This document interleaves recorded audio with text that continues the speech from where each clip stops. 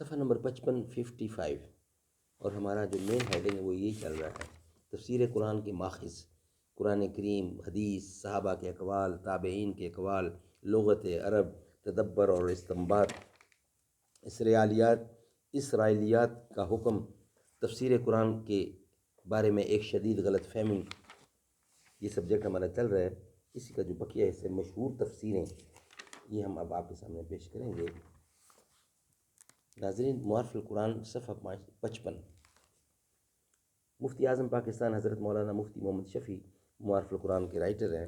اعوذ باللہ السمیع العلیم من الشیطان الرجیم، بسم اللہ الرحمن الرحیم، الحمد للہ وکفی، سلام علی عبادہ الذین اصطفیٰ۔ مشہور تفسیریں۔ عید رسالت کے بعد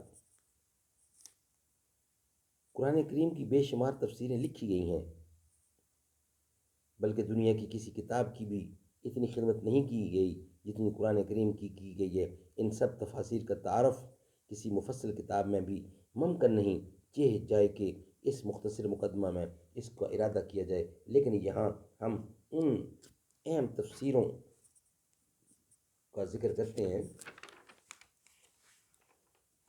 عام تفسیروں کا مختصر تعارف کرانا چاہتے ہیں جو معارف القرآن کا خاص ماخذ رہی ہیں اور جن کا حوالہ معارف القرآن میں بار بار آیا ہے۔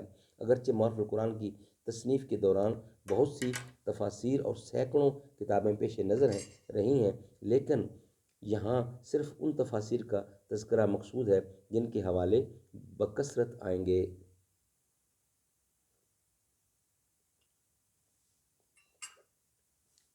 نمبر 1، تفسیر ابن جریر۔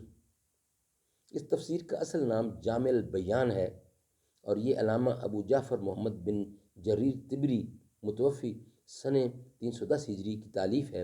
علامہ طبری رحمۃ اللہ اونچے درجے کے مفسر، محدث اور مورخ ہیں۔ منقول ہے کہ وہ 40 سال تک مسلسل لکھنے میں مشغول رہے اور ہر روز 40 ورق لکھنے کا معمول تھا۔ بعض حضرات نے ان پر شیعہ ہونے کا الزام عائد کیا ہے، لیکن محققین نے اس الزام کی تردید کی ہے اور حقیقت بھی یہی ہے کہ وہ اہل سنت کے جلیل القدر عالم ہیں، بلکہ ان کا شمار ائمہ مجتہدین میں ہوتا ہے۔ ان کی تفسیر 30 جلدوں میں ہے اور بعد کی تفاسیر کے لیے بنیادی ماخذ کی حیثیت رکھتی ہے۔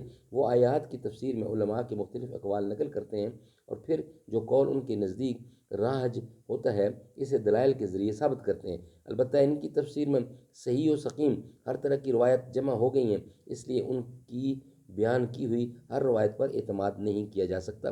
دراصل اس تفسیر سے ان کا مقصد یہ ہے کہ تفسیر قرآن کے بارے میں جس قدر روایات انہیں دستیاب ہو سکیں ان سب کو جمع کر دیا جائے تاکہ اس جمع شدہ مواد سے کام لیا جا سکے۔ البتہ انہوں نے ہر روایت کے ساتھ اس کی سند بھی ذکر کی ہے تاکہ جو شخص چاہے راویوں کی تحقیقت کے روایات کے صحیح یا غلط ہونے کا فیصلہ کر سکے۔ تفسیر ابن کثیر۔ یہ حافظ عماد الدین ابو الفدا اسماعیل بن کثیر مشقی شافعی رحمۃ اللہ کی تصنیف ہے جو 8ویں صدی کی ممتاز اور محقق علماء میں سے ہیں۔ ان کی تفسیر 4 جلدوں پر شائع ہو چکی ہے۔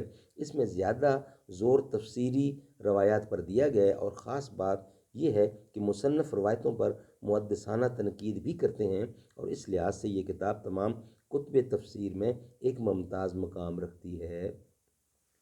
تفسیر القرطبی۔ اس کا پورا نام الجامع الحکام قرآن ہے۔ اندلس کے مشہور اور محقق عالم علامہ ابو عبداللہ محمد بن احمد بن ابی بکر بن فرع قرطبی متوفی سن 671 ہجری کی تصنیف ہے جو فقہ میں امام مالک کے مسلک کے پیرو تھے اور عبادت و زہد کے اعتبار سے شعراء آفاق تھے۔ اصل میں اس کتاب کا بنیادی موضوع تو قرآن کریم سے فقہی احکام و مسائل کا استنباط تھا، لیکن اس ضمن میں انہوں نے آیتوں کی تشریح، مشکل الفاظ کی تحقیق، اعراب و بلاغت اور متعلقہ روایات کو بھی تفسیر میں خوب جمع کیا ہے۔ یہ کتاب